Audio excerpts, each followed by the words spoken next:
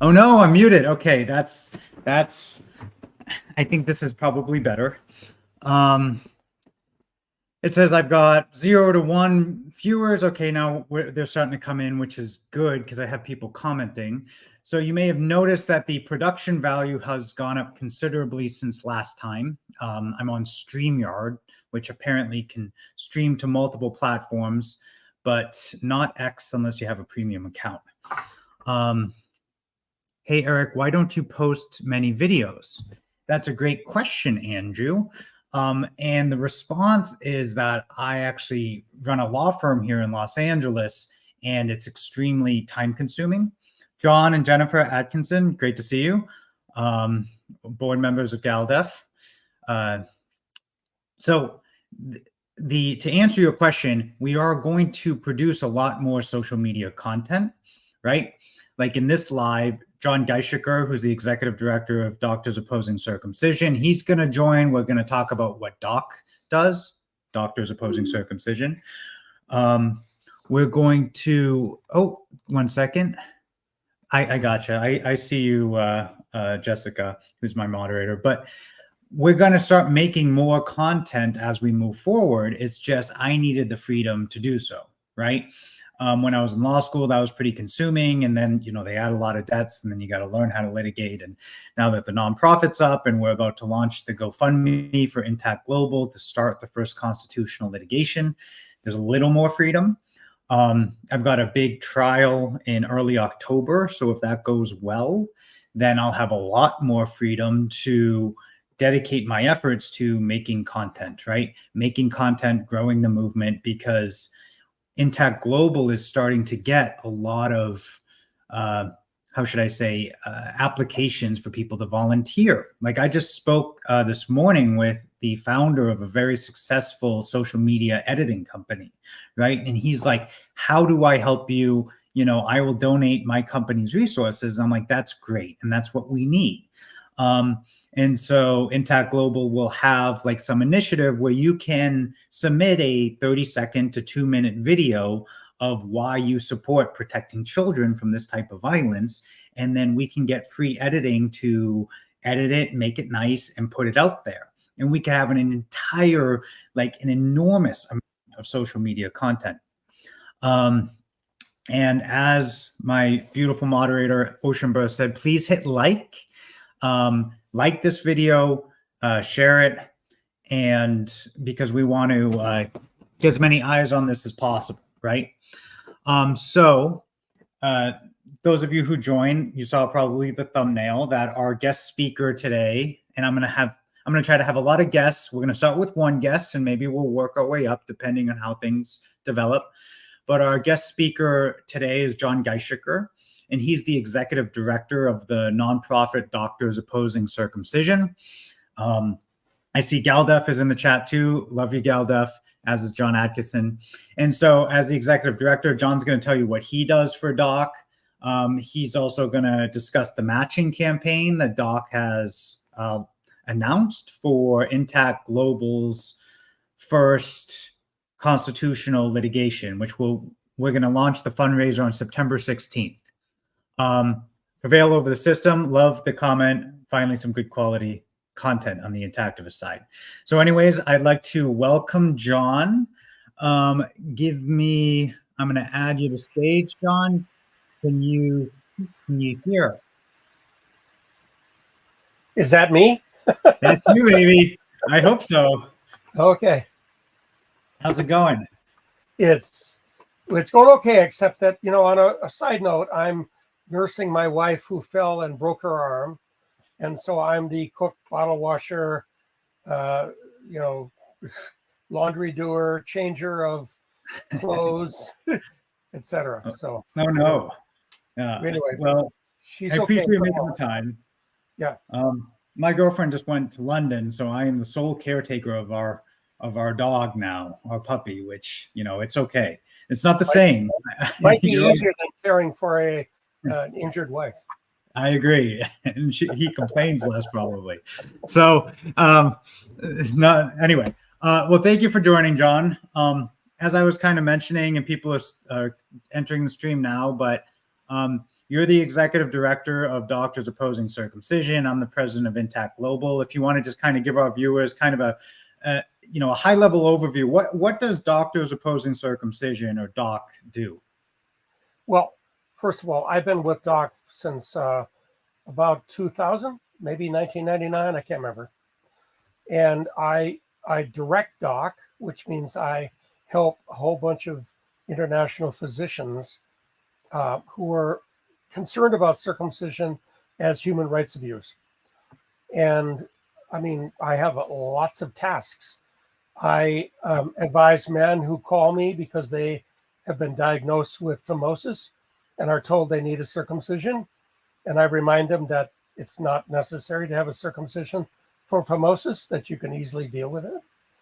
I get calls from parents whose child has been diagnosed with phimosis. And if the child is 3, 4, 5, 6, 7, 8, 9, it's not phimosis, it's natural tissue, it's natural development. And they shouldn't get circumcised either. But basically we oppose the idea that doctors and parents have the right to reduce the sexual sensation and the sexual functioning of boys merely because it was a tradition in the U.S. a century ago. I mean, what can we say? I mean, it was originally intended to reduce the boy's sexual sensation so he would find no amusement in touching himself. And so to that extent, it was basically a sexual disabling kind of surgery. It was also a punishment. And in the 19th century, it was done without anesthesia to convince the boy that his genitalia were serious business and that he shouldn't play with them or toy with them or enjoy them. And so, I mean, it's horrifying to us how much of this goes on in the U.S. every year. 2 million boys are born each year in the U.S. 1/2 of them are circumcised. That's over 1 million boys. 1/2 of them are not. And frankly, there's not the slightest indication that the uncircumcised, that is to say the intact, the preferred word we use, boys, are enjoying horrible health or needing to go to the doctor constantly because of infections or whatever. So the notion that circumcision is an important event for a boy is simply bogus. It's not only bogus, it's human rights abuse. I'm sorry to say that, but it's human rights abuse. The boy has a right to his body as it was delivered to him on the day of his birth. Well, I totally agree. You're preaching to the choir here, but and I think DOC is so important because at least in America, there's this misconception that, this is medically advised, right? This is healthy, this promotes health. But the reality is that no secular medical organization recommends it anymore. And in fact, most of them are squarely against it. Isn't that correct? Yeah, absolutely. And, I'm actually a New Zealander. I was born in New Zealand, lived there as a child, went to university there. And this is a country that abandoned the British practice of circumcision in the 1960s. No child in New Zealand has been circumcised without medical necessities in the last 50 years. And that means there are a ton of men in New Zealand who were circumcised in the 1940s. Their fathers who were sort of a mixed bag in the 1950s and 60s, but the children are all utterly intact. I have a pediatrician friend who spent several years in Wellington, the capital of New Zealand, and who saw not a single circumcised boy during her entire rotation. So I'm here to say that it's not medically necessary. It has nothing to do with preventing disease or anything. It's basically cultural. And fortunately, the Kiwis got rid of it because they recognized it as a really bad British idea that they needed to get rid of. Well, I appreciate you helping America now move away because, some people think, oh, it's impossible for a country to move away from mutilating its children. But the United Kingdom eventually did it. New Zealand did it. Australia did it. So, all these similar Anglophone countries have moved away from it. And America is not a monolith, right? If you compare some states on the West Coast with some states in the Southeast or whatever, they're very different. Alabama and California, for example, right? Not saying one's better than the other, but they're like living in different time, not time zones, although that's true, but timelines, right? Exactly. So, no, for sure. So what we're looking to do at Intact Global and Doc is supportive is we're going to be suing individual states on equal protection constitutional grounds, right?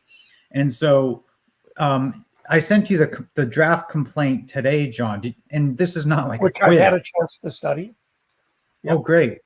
Yep. And this is live, so it's a dangerous venue to do this, but what are your kind of initial preliminary thoughts? Well, I mean, I think it's a brave move. I think it needs to be done. Somebody needs to make the first move. Somebody needs to attack the issue head on. And I think that you and Genital Global and GALDEF are doing the right thing. You're taking it on head on. I mean, you appreciate that this is a $3 or $4 billion industry, this business of cutting children's genitals, and they will not go down slowly or without complaint. So I think you're basically facing a gigantic struggle, titanic struggle. I mean, obviously the right is on your side, and I'm certainly hoping you win, but this is going to be a very costly, very energy intensive kind of event, kind of effort on your part. And I applaud you for taking it on. Well, thank you, John. And not only do you applaud, but I want people to know that in Doctors Opposing Circumcision is matching the first $10,000 in donations Absolutely. To Intact Global's GoFundMe, right? Absolutely. Which thank you, John. Thank you, George Deniston, who's founder, John, who's the executive director. I mean, that is huge. And that gets us to 20,000, with a group, right? And GALDEF as well, which GALDEF is in the chat. And, I just keep their $10,000 check here as well. So thank you, GALDEF. I don't know if that's a cashable check, but I expect a real one. So that gets us to 30,000. And the plan is, and this is in the video, right? It's a good video. The plan is when we raise $30,000, and I want to get some chat commentary on this, is we were going to file the lawsuit in Oregon, right?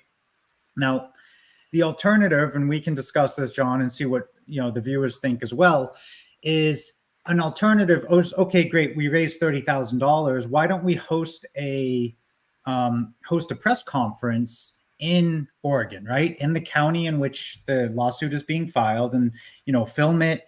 And you, members of DOC, members of GALDEF, other people of the Intact Coalition who are donating and supporting this effort can come and give a brief speech why this is important that we protect all children equally. Tell me where to come and I'll be there. Oh, excellent. Yeah. And that big social media company and editing company I spoke to today, they can edit it for free, right? And they're happy to do so. So we have a lot of support, and what's Intact Global hopes to do is to coordinate and organize that, right?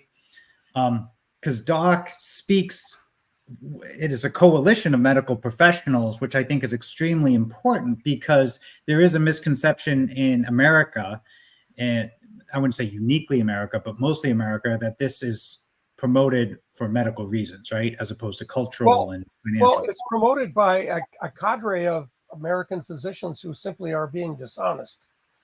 I mean, my group recognizes that you do not need to cut healthy tissue off of healthy children to provide some weird idea that somehow they will find their penis unamusing and leave it alone for years and years and years. I mean, that's simply a Victorian 19th century crazy idea that we oppose. I mean, if there's a genuine medical reason to cut a part off of a healthy body at birth, then we need to know about it. I mean, I suppose there are parts of the human body that can cause problems, but let me give you an example. Men have breast cancer. Might come as a surprise, but they have breast cancer. Do you want to take off their breast buds at birth so that they never develop cancer? I don't think so. Doesn't seem like a good idea to me. Doesn't seem like an ethical idea to me. And that's the reason why circumcision, among other activities, should be banned, or at least be severely restricted to those who have an actual medical need. I mean, I have been working on this issue for 30 years, and I'm utterly appalled with what I see and what I hear and what goes on.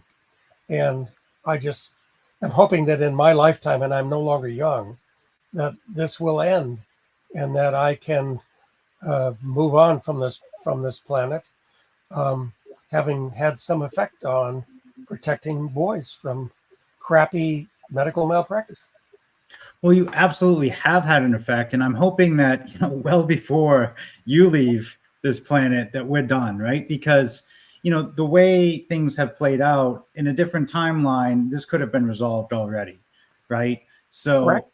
The U.S. could have followed New Zealand's example in the early 1960s and said, "Why are we doing this? It costs a lot of money, it injures a lot of children, and it deprives a lot of men of their natural sexual sensation without the slightest proven medical benefit." But it didn't happen, because here's the thing: the U.S. has a medical marketplace. We do not have a medical system. It would be nice to say we have a medical system, but we do not have a medical system.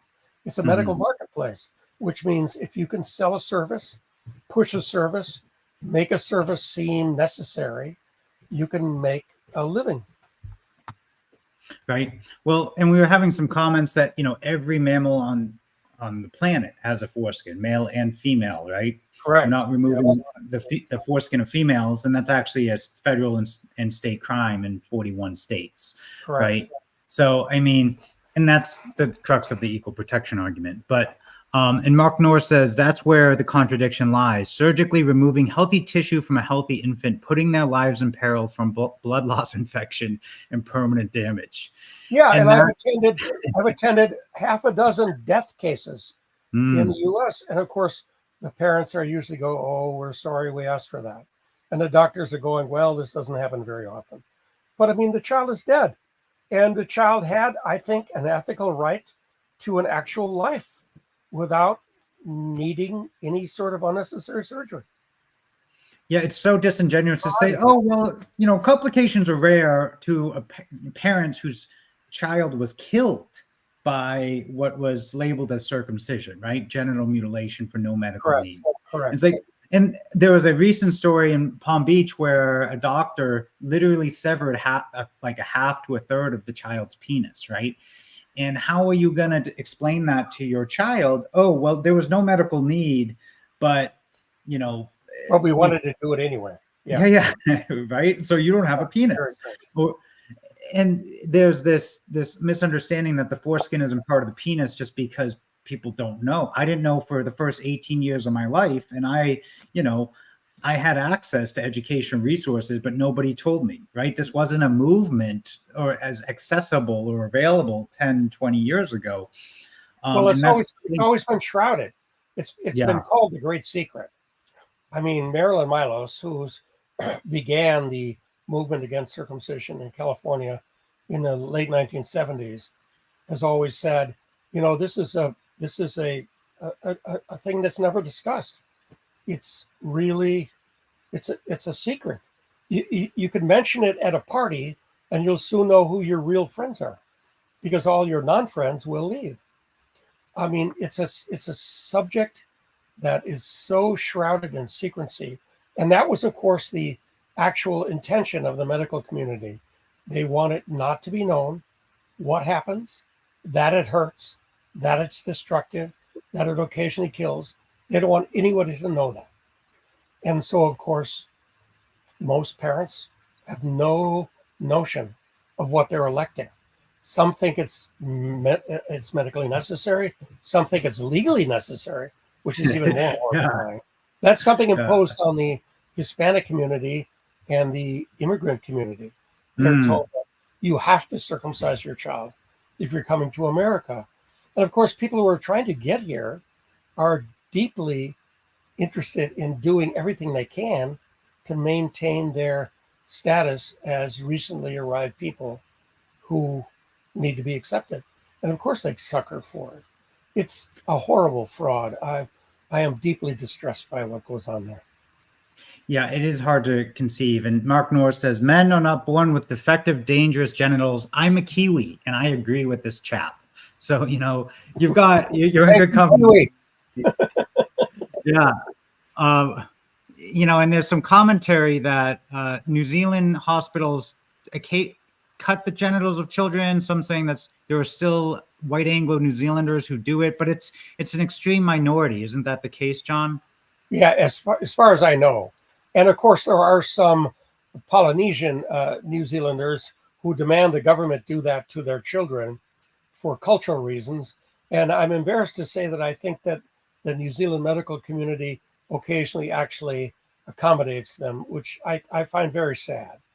I mean, basically, it's a blackmail situation. The Polynesian parents say, well, if you don't do it, we're going to do it. And we're going to do it under, non-sanitary conditions, no anesthesia, blah, blah, blah, just because that's part of our culture. So I consider that very sad. And I think the government should not accommodate these people. But I can understand the bind they're in. Well, yeah, and Intact Global is funding impact constitutional litigation purely on the medically unnecessary non-religious genital mutilation because, the way our government's structured, and for those of you who don't know, John is also an attorney, right, is, we have different constitutional provisions that protect different rights, right? Like the right to free speech or to bear arms, First and Second Amendment. Part of First Amendment is right to practice religion. And you can argue, well, mutilating and severing the flesh of my child is part of my religion because my God requires it, right? I'm Jewish. I'm not buying it. I have some serious issues with that line of thinking, which is no secret. But even if that is the case, if it's done in a medical setting and there's no medical need, then it's not medicine, because medicine is diagnosing or treating some defect. And to call circumcision medicine presupposes that there's something defective about a normal, healthy baby boy, which is simply false. Most men who've ever lived have lived with their entire genitals without some rare disease that eventually kills them, right? In my native New Zealand, today, the men aren't walking about the streets holding their crotch, complaining about some sort of horrible disease they have as a result of being left intact. It's just crappy, dishonest medicine. I have to say that Doc takes no position on religious circumcisions. That's something that we think the religions themselves need to deal with within their own faith community. Our focus is on the 98% of American boys who face circumcision at birth simply because of medical mythology, parental fears, and myths and legends from 170 years ago. So we take no position on Judaism or Muslims or Coptic Christians or other people who practice male circumcision for reasons that have to do with superstition or belief. Well, and as Neil and Intact Global takes a similar position, but as Neil Emerson says, in essence, it's legal organ harvesting. The medical community has turned the cheek and cashed the checks, which is well put. But and Neil, I always love to hear from you. And Gregory Malchuk, this is a very interesting comment. He says that we would like to, if you can, and if you can't, John, that's okay. But can you share with us one of the stories of the circumcision deaths, like how this has killed infants, like, anything public, and you can Well, sanitize. no, I can tell you straight up. The several death cases I have attended occur because the child bled to death. And here's the thing: the modern diapers that one buys at the store for your newborn have chemicals in them that absorb moisture so thoroughly that you can't even see a blood stain on the outside of the diaper. So the mother pulls it open and she sees nothing and thinks the child is fine. But meanwhile, he's bleeding to death slowly. And here's the thing: bleeding to death is not painful. It's actually painless.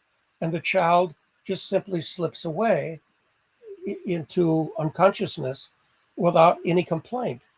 And the reason is that no parent can really visualize the amount of blood that a child could lose that would kill him. It only requires 2 ounces of blood. Babies have about 12 ounces of blood in their entire body. 20% of that. That's much. That's how much blood they have. This is 12 ounces.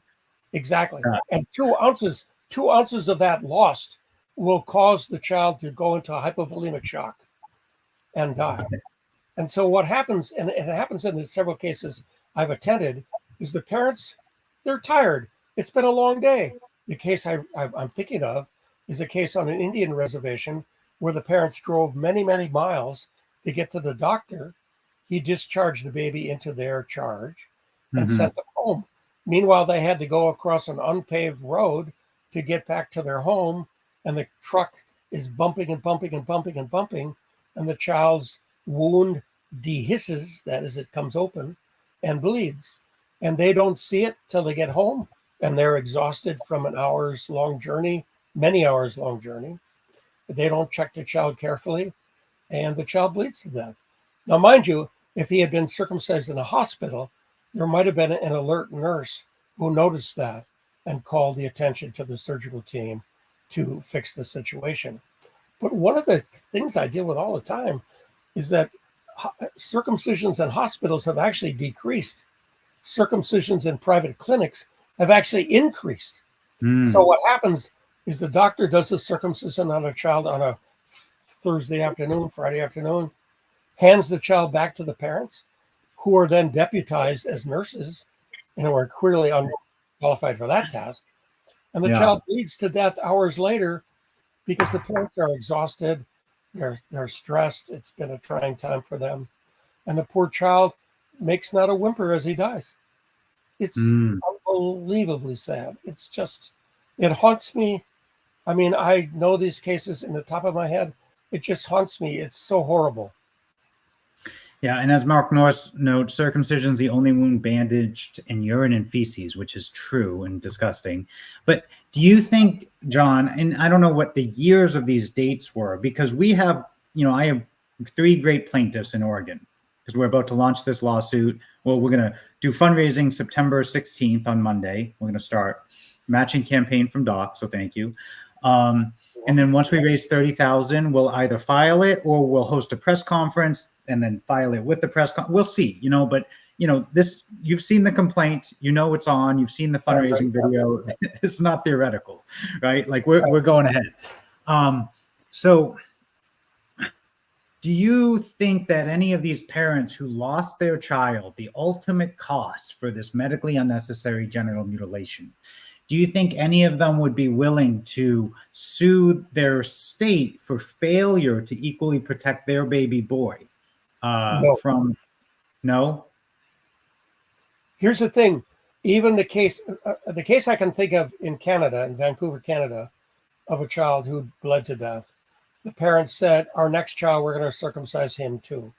And the reason is the parents are complicit in this, not guilty, but complicit in that they're part of the, what would you call it, the plot to get the child's foreskin cut off. And so they do not want to be implicated in the plot. They want to think of themselves as kindly, loving parents who did the right thing for their child as they were told to do.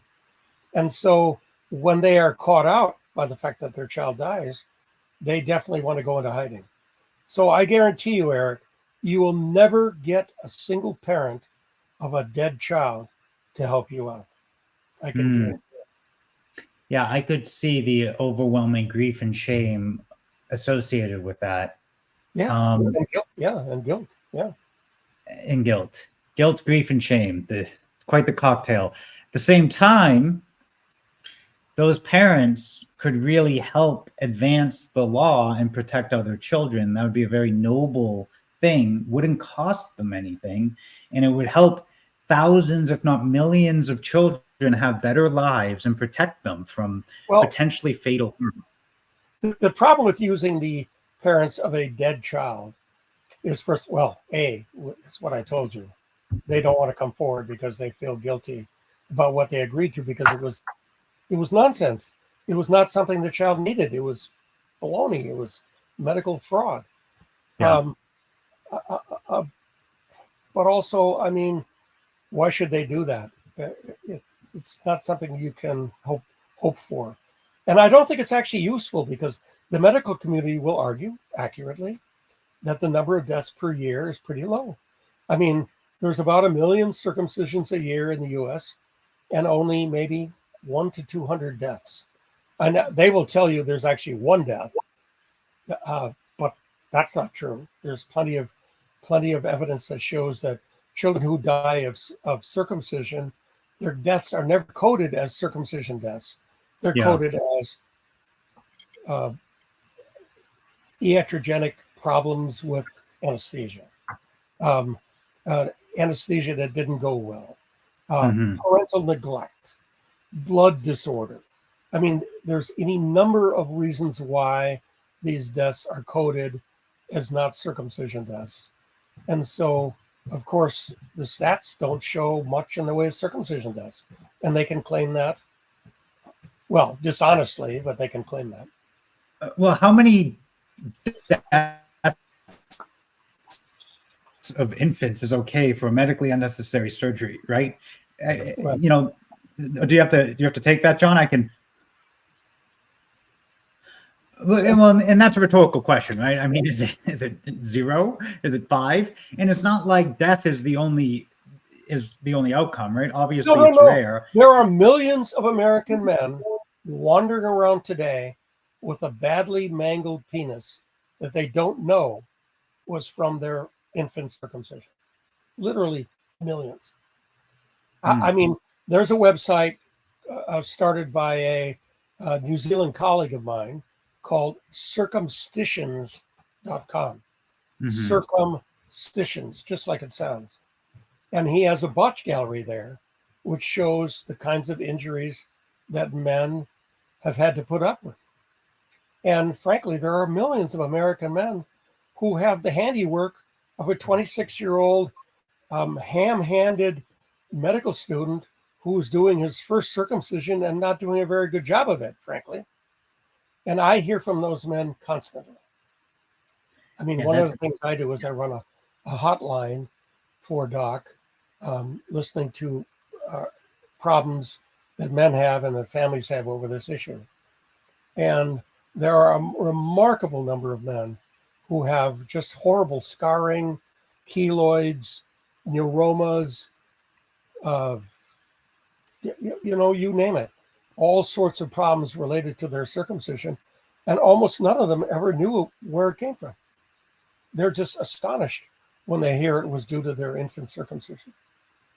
Well, because one of the things that's so pernicious is you don't really gain consciousness and memory and the ability to reason and communicate until after the scars have more or less faded, right? And after the statute of limitations has run, and nothing you can do about it legally.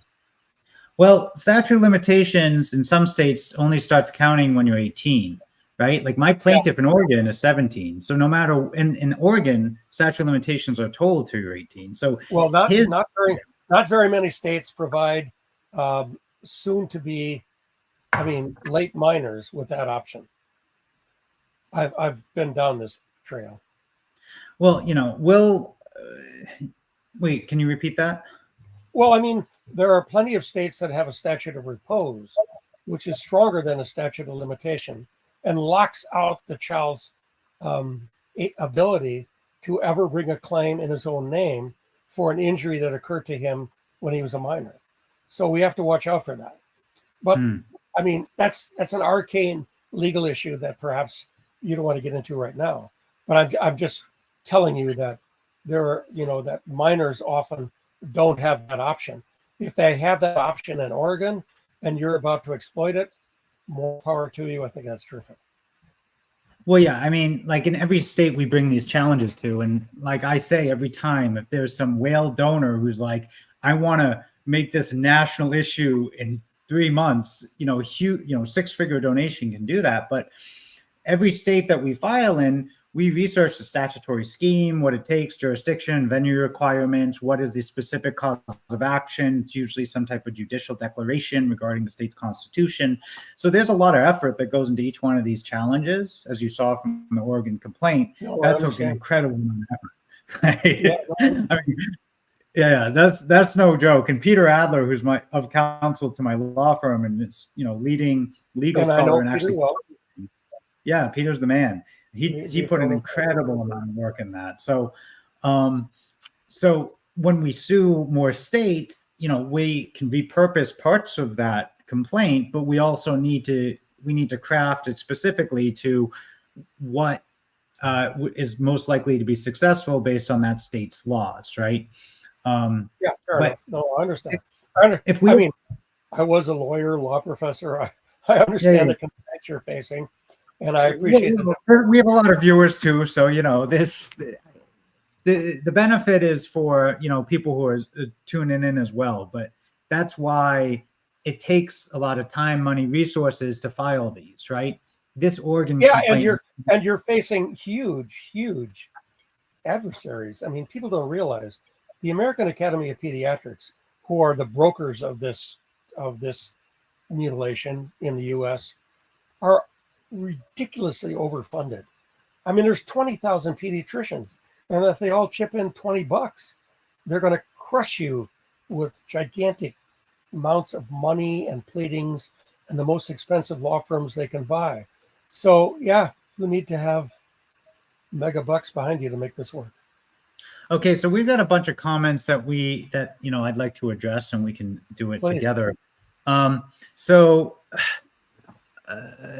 of them is, and these are two related, is there the question from Gregory Malchuk, is there any value in starting lawsuits with hospitals over circumcision complications? And then Stephen Giordina says, I understand you have to pick your battles, and I'm sure it's better strategically to just go after medical circumcision, and then, not addressing religious circumcision is no good. So people can have their own opinions. I run a law firm who's doing the brunt of the litigation here. And so I have to make some strategic decisions as to where I'm going to put my resources, which is mostly my time, Peter Adler's time, the people who support us, including Doc. And, suing a state on constitutional grounds is not just some random decision, right? This has been years of planning and strategy and what is likely to be most effective. And the reality is, and just like you said, John, like the AAP, American Academy of Pediatrics, as an example, extremely well-funded, many of these groups are well-regarded. Judges are not keen on stomping on doctors' turf when it's either a judge's word or a doctor's word. And so if we start suing medical bodies, well, one, they're going to have billions of dollars, or at least millions. Two, it's a zero-sum game. It's a war to the death, right? One party wins, one party loses, and they have political influence too. Which is even more important. Exactly. I mean, there was the HBO docuseries about the hospital in Louisiana after Hurricane Katrina, and how the doctors kind of shifted the legal opinion. It was good. But anyways, the point is, suing states, you don't have to have a winner and loser. See, we are helping Oregon amend its statutes to protect all children. We're not, you're not attacking any individual. Nobody did anything wrong. Nobody has to admit fault. And nobody has to lose money or lose face, right? This is actually an opportunity for Oregon. if we were to start suing medical bodies, medical groups, hospitals, then it becomes a fight to the death with an extremely deep-pocketed defendant who is going to spend as much money as necessary to go to war. And so to answer your questions in the comments, that's why we're doing this. Fair enough. Right? I agree with your reasoning. Yeah, well, thank you. And that's good. That's why Doc is supporting your effort. Well, and that's why we love you, John, and thank you for supporting, because somebody's got to do something, and we don't have the same resources as the opposition, right? Clearly. That, if, let's say, politics aside, if some billionaire wants to come in and say, look, I want to end the genital mutilation of children, I would love if Elon Musk decided that he hated being circumcised and was going to throw, $10 billion against the issue. Is he? I mean, the whole thing would be over in a month. I agree. Do you know if he's cut? No. I mean, wasn't he born in South Africa? Yeah, but I mean, what's the rate of circumcision in South Africa? I don't know. That doesn't mean anything. It doesn't help. Yeah. So anyway, that is, and he's a billionaire who takes strong positions and then funds things. So if he, you don't have to agree with your funder's every view. Well, but he's the kind of wild card joker who might just show up. You should call him. Yeah, well, I don't have him on speed dial, but I'd love to. Neither do I. But you never know. And the thing is, it's about protecting children. You can make this into a huge political victory. I have protected every child from genital mutilation. If you have a platform where you can share that message, then you win politically, right? It can be a win, and it's definitely the right thing to do. So, and here we have some more comments from our friends at GalDef. John Atkinson, I'm guessing that's Tim Hammond as the GalDef name. They've researched every state and the anti-FGM laws, the constitutions regarding equal rights, because you need both an anti-FGM statute, a state statute, and a state constitutional provision guaranteeing equal rights under the law on the basis of sex. If you have those two things, then you can challenge the anti-FGM law for being under-inclusive and not protecting all children, because the state constitution guarantees equal rights under the law. You know what I mean? Yeah. I mean, the argument is sound. Yeah. Here's the thing. Over the 30 years or something I've been working with this issue, I've received countless emails from people saying, why don't you just sue on this? This is outrageous. You have to do this. You have to get at this right now. And I write them back and I say, here's the thing. The law does not lead the culture. The culture leads the law. If people think something is awful, they do stuff about it. If people think something is pretty normal, they don't worry about it. And so, basically circumcision is this sort of non-entity injury that happens to thousands, millions of boys. And the doctors claim it's helpful. The parents say, oh, well, we thought we had to do that. And everybody just goes home. I mean, well, and so the law has nothing to say about that. It ought to, but it has nothing to say about it. And that's the culture leading the law. That's the law abdicating its responsibility to the culture. Well, and but the law does say something about medically unnecessary female genital cutting, and that it's unlawful and it's a felony, right? And so what these lawsuits can do. That's your useful hook. That's where you need to hang your hat. Yeah. Well, and what these lawsuits can do, even if, let's say, we don't succeed in Oregon, and they're like, we're going to protect all children, is we're just going to protect girls. Let's say they did that. Regardless, it could still be a huge victory, because we can start educating people on this issue. Why is there coordinated, high caliber litigation for protecting children, like, ending male circumcision, euphemism for genital mutilation, but why? Right. And, that gets people talking, gets people questioning. So, we might have to, I'm not saying this is going to happen, but, I'm committed to suing all 41 states. But if if we sued 10 states and then the you're a 11th brave state was lad. like, oh, okay. Oh yeah, You're I a am. very brave No, lad. I am committed.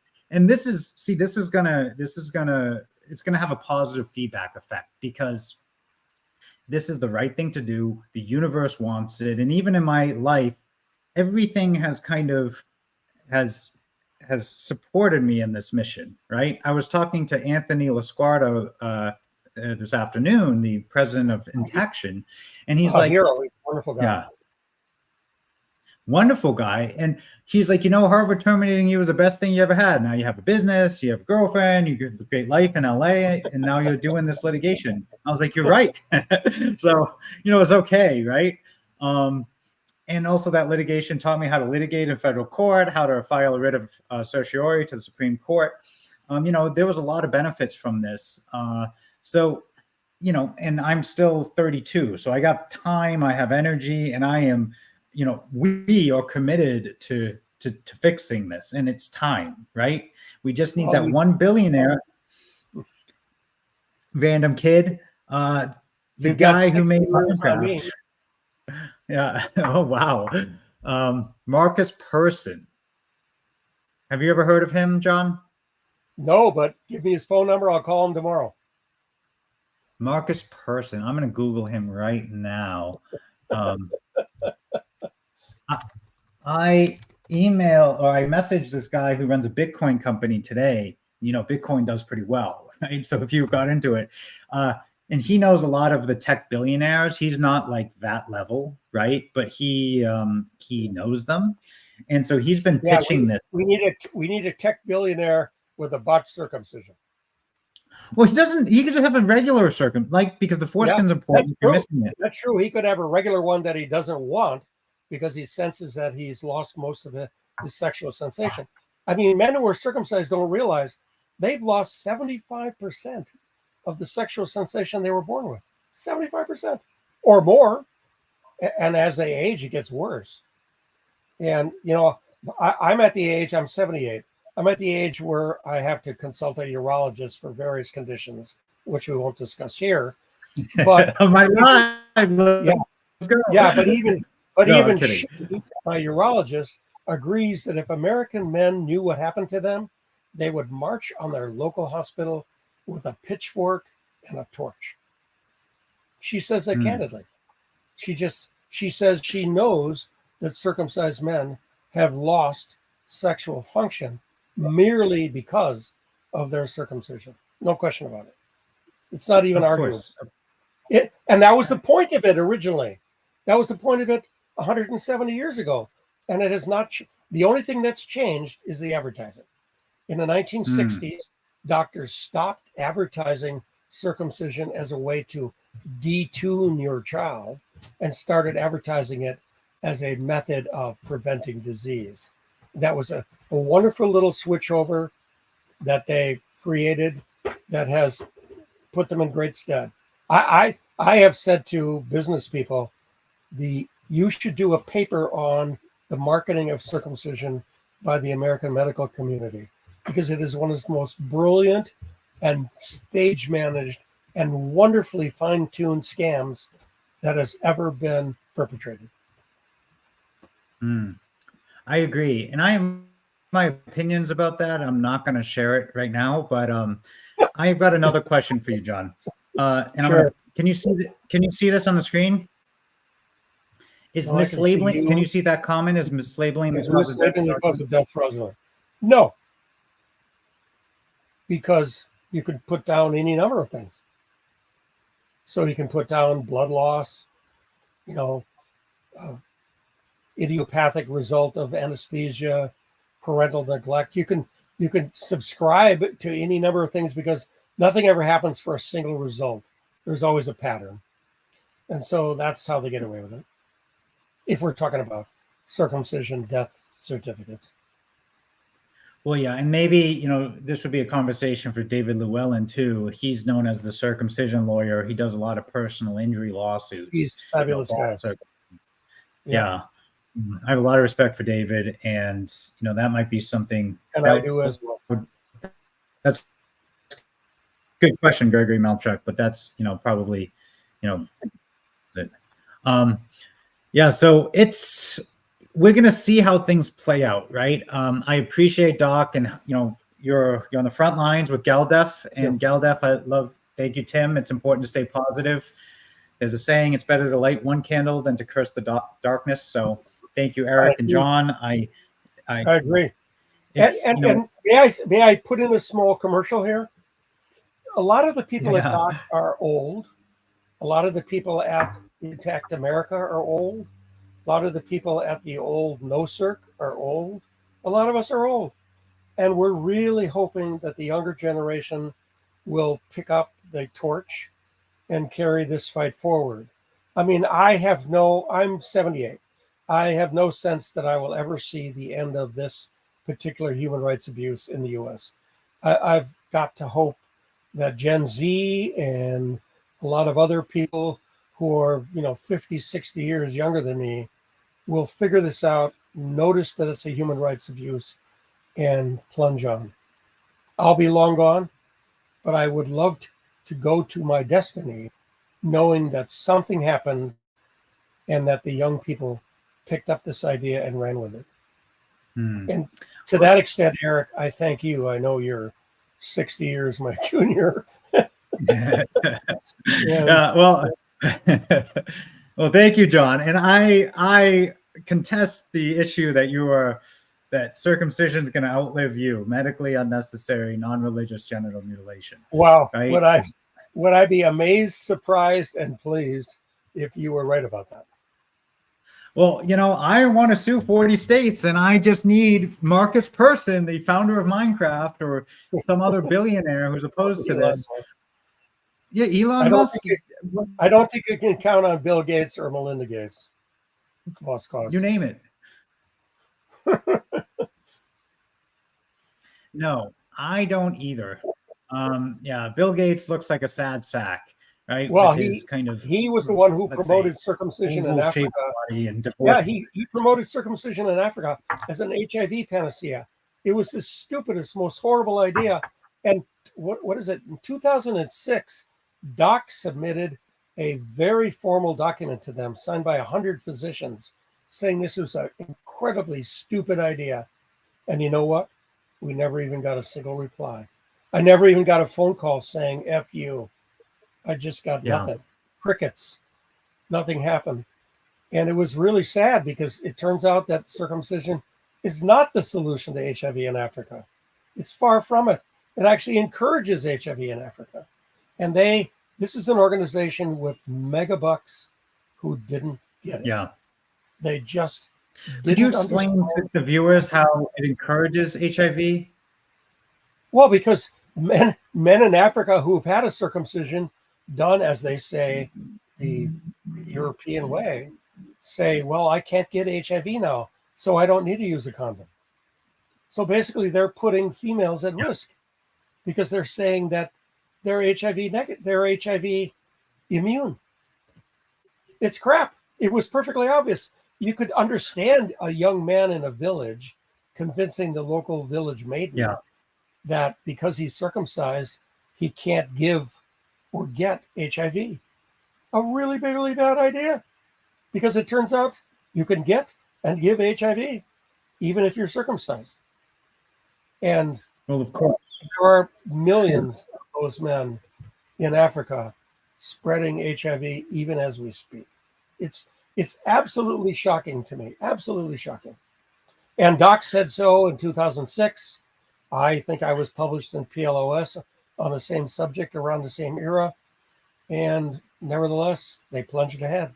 PEPFAR, Harvard Public Health, Johns Hopkins, University of Chicago, they just ran ahead and put tons of money into circumcising African males. By the way, many against their wishes. But listen, we could have a whole program just on that issue alone. Well, and if you look at where the money comes from, there's kind of a theme. But I'm gonna highlight this comment from Jose Murray. If social media is anything to go by, Gen Z is against it. And what I've seen, John, from my intentional reading of comments over thousands of different stories over the years, is there's almost a unanimous consensus in comments of this is genital mutilation, and that the consensus is increasing with time, right? Because this is an issue that's hard to advocate for, but people can do it behind their keyboards, and Gen Z is like on top of it, right? Because this is a movement that can be largely completed online. No, these people are my fond hope. Yeah, Gen Z, this is you got to help us, guys, because with the John as an exception, and people we work with and he works with are exceptions, but the older generations, in terms of their opinions on this, lost cause, irrelevant,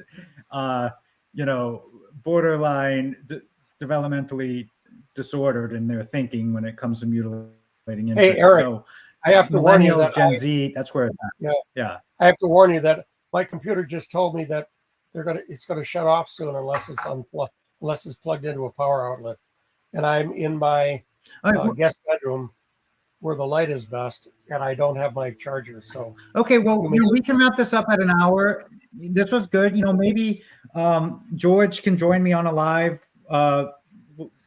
when the GoFundMe goes live too. And I spoke with Anthony. He may join a live, Anthony Lasquardo, next week. I just wanted to give, I wanted you to take the audience to talk about Doc's $10,000 matching gifts. So if I know the supporters here, the viewers here, the people who watch afterwards, they're totally game. Okay. And well, if you lose me in a few seconds, you'll know that I didn't hang up on you.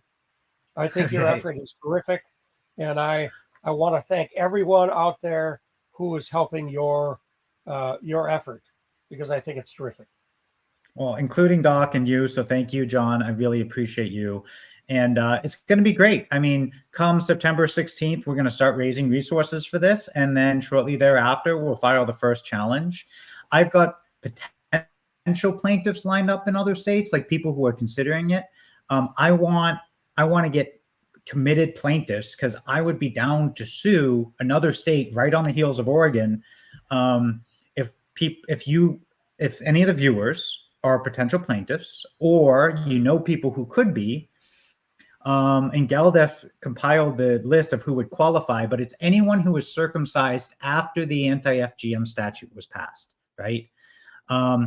It could be before it was passed. We might have lost John. He looks frozen. So John, I'm gonna put you in timeout for now until you come back. Right? Yeah, it looks like John's at MIA right now, but that's okay. He went out like a champ with his computer dying, right? But I'm gonna give a little pitch for who we need as a plaintiff, right? Because you could be circumcised before the anti-FGM statute, that's fine, but just because I think it's more straightforward. Hey Tim, you're here, right? Tim Hammond. Let's see if I see you in the comments. He's the president of GALDEF, and we might have lost him. John Atkinson, are you still here? Okay, Tim, there you go. So Tim, would you be okay if I put on the screen the research that you guys did?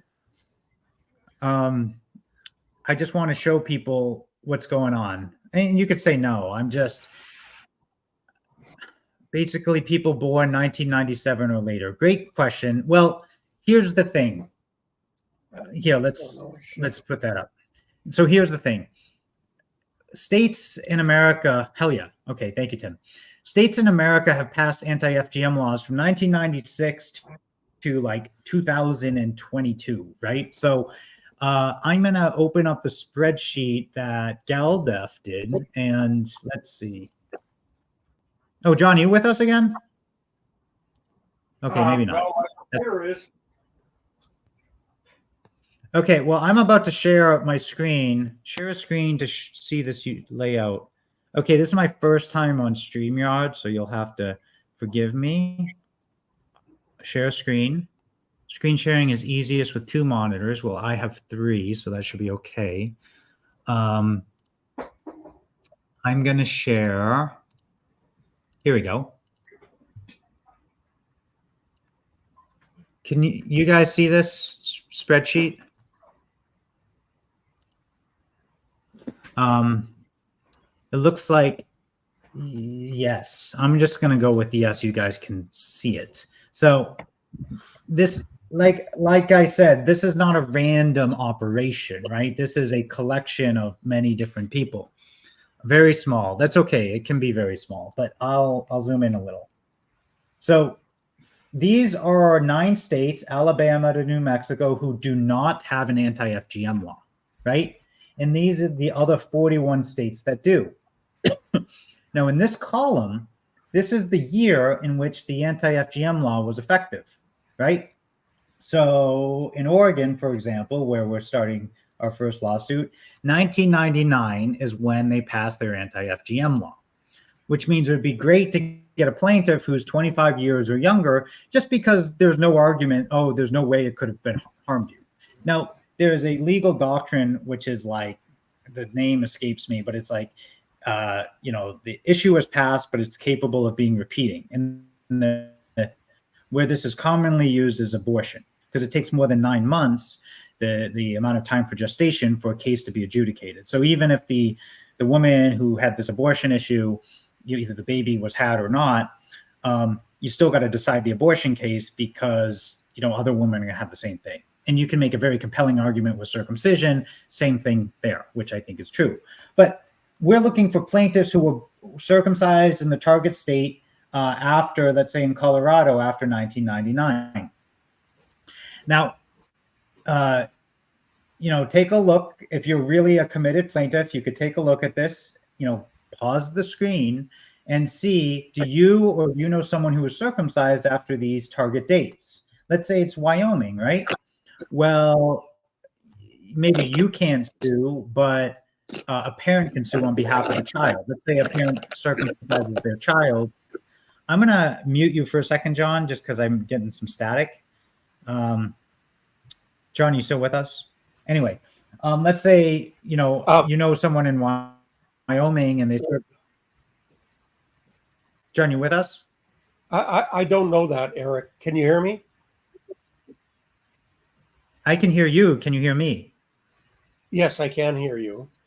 I see a picture of me from several minutes ago. I don't see a picture of me now, but I'm not worried about it. Okay, I'm just gonna host because your picture is, it's not the most flattering picture either. I'm gonna go like this, and then you can still talk. Does that sound good? No, that works. Yeah. No, that's fine. So anyway, let's say you're in Wyoming, right? These are just examples, and someone who circumcised their son, and then they're like, oh shoot, it's actually genital mutilation, and I harmed my son. Well, that parent can sue the state of Wyoming on behalf of their son. For those of you who are like, well, Eric, you're a California attorney, why don't you sue California? Well, California literally has a law that it is healthy to be circumcised, and this was a consequence of intense political lobbying around 2012. Yep. It is totally out of alignment with every secular medical organization, but there was some intense concentrated political lobbying, and you guys can put it together. And so we would have to fight multiple laws in California. It's a massive jurisdiction. It just doesn't make sense. Vincent Gonzalez, I live in Arizona. My father could sue on behalf of my 4-year-old brother. Let's take a look at Arizona real quick. It is right here, 2014, absolutely, right? So if your father is down to sue on behalf of your brother, let's say, Vincent, you've convinced your father, look, I understand you thought it was medically advised, but it's actually genital mutilation. It's really harmful to circumcise a kid.